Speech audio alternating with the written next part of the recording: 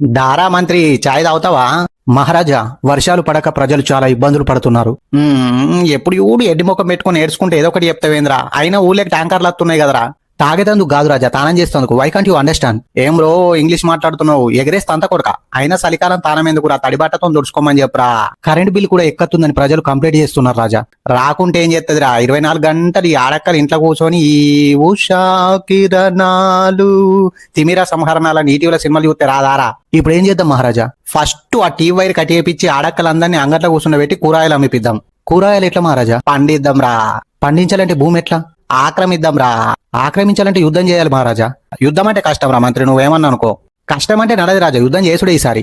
ఆవులే కాని వారా, యుద్ధం చేయాలంటే సైనికులు ఉండాలి కదరా. సగం మంది సైనికులు సంక్రాంతి సెలవులని ఓనిటికి ఆడేపోయిండు. ఇంకా సగం మంది ఊళ్ళో లింగయ్య బిడ్డ సీమంతం ఫంక్షన్ కోతుడు. ఇక మిగిలింది వాళ్ళరా నువ్వు నేను. నాకేమో నడ్డి లేవది, నీకేమో ముడ్డి లేవది. మరి నేను పోతా మహారాజా. పోకుంటే ఈడే ముందురా రొట్ట పీసు.